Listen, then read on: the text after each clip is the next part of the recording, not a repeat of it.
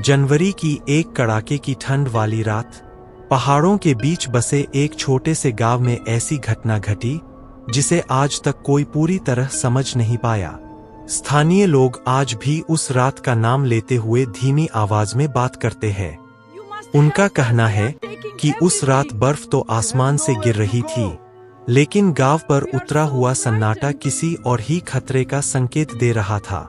यह कहानी है राघव की, जो कई वर्षों बाद अपने पुश्तैनी घर लौट रहा था। मौसम विभाग ने भारी बर्फबारी की चेतावनी दी थी, लेकिन उसने इसे सामान्य पहाड़ी मौसम समझकर यात्रा जारी रखी। शाम ढलते ढलते सड़कें सफेद चादर में ढक गईं और चारों ओर घना कोहरा फैल गया। रात गहराने लगी। अचानक उसकी कार एक सुनसान मोड़ पर बर्फ में फंस गई। मोबाइल नेटवर्क पूरी तरह गायब था। दूर दूर तक कोई इंसान दिखाई नहीं दे रहा था। तभी उसे सफेद अंधेरे के बीच एक पुराने लकड़ी के घर की धुंधली रोशनी दिखाई दी। राघव मदद की उम्मीद में उस घर तक पहुंचा। दरवाजा हल्का सा खुला था, जैसे कोई उसके आने का इंतजार कर रहा हो। अंदर एक बूढ़ी औरत चुपचाप आग के पास बैठी थी। उसने बिना कुछ पूछे राघव को अंदर आने का इशारा किया, लेकिन उसकी आंखों में एक अजीब-सी बेचैनी थी। कुछ देर बाद बूढ़ी औरत धीमी आवाज में बोली, आज रात किसी भी आवाज पर बाहर मत जाना। चाहे कोई तुम्हारा नाम लेकर पुकारे, चाहे दरवाजा कितनी भी जोर से खटखटाए, उसे मत खोलना।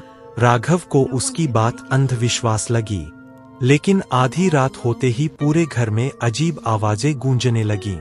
पहले किसी के बर्फ पर चलने की चरमराहट सुनाई दी, फिर दरवाजे पर 3 धीमी दस्तकें हुईं। कुछ सेकंड बाद वही दस्तक और ज्यादा तेज हो गई। फिर बाहर से एक आवाज आई, बिल्कुल राघव की मां जैसी, बेटा दरवाजा खोलो, मैं ठंड से मर जाऊंगी।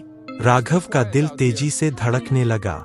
उसकी मां तो सैकड़ों किलोमीटर दूर शहर में सुरक्षित थी, फिर बाहर उसकी आवाज कैसे सुनाई दे सकती थी? बूढ़ी औरत ने उसका हाथ कसकर पकड़ लिया और फुसफुसाकर कहा, जो बाहर है वह इंसान नहीं है। अचानक पूरे घर की लाइट बुझ गई। केवल चूल्हे की धीमी लौ बची थी। उसी रोशनी में राघव ने खिड़की की ओर देखा। बर्फ के बीच एक लंबी काली आकृति खड़ी थी। उसका चेहरा साफ दिखाई नहीं दे रहा था, लेकिन उसकी 2 चमकती हुई आंखें सीधे राघव को देख रही थीं। कुछ ही पल बाद वह आकृति बिना पैरों के निशान छोड़े धीरे धीरे घर के चारों ओर घूमने लगी।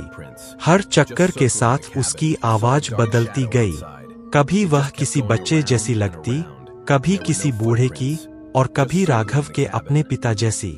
राघव ने पूरी रात किसी तरह हिम्मत बनाए रखी। जैसे ही सुबह की पहली किरण पहाड़ों पर पड़ी, सारी आवाजें अचानक बंद हो गईं। दरवाजा खोला गया तो बाहर केवल ताजी बर्फ थी, लेकिन एक भी पैरों का निशान नहीं था। राघव ने बूढ़ी औरत का धन्यवाद करने के लिए पीछे मुड़कर देखा, मगर पूरा घर खाली था।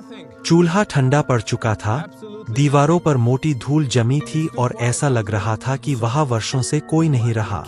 बाद में गांव वालों ने बताया कि उस घर की मालकिन की मृत्यु कई दशक पहले उसी बर्फीली रात में हुई थी।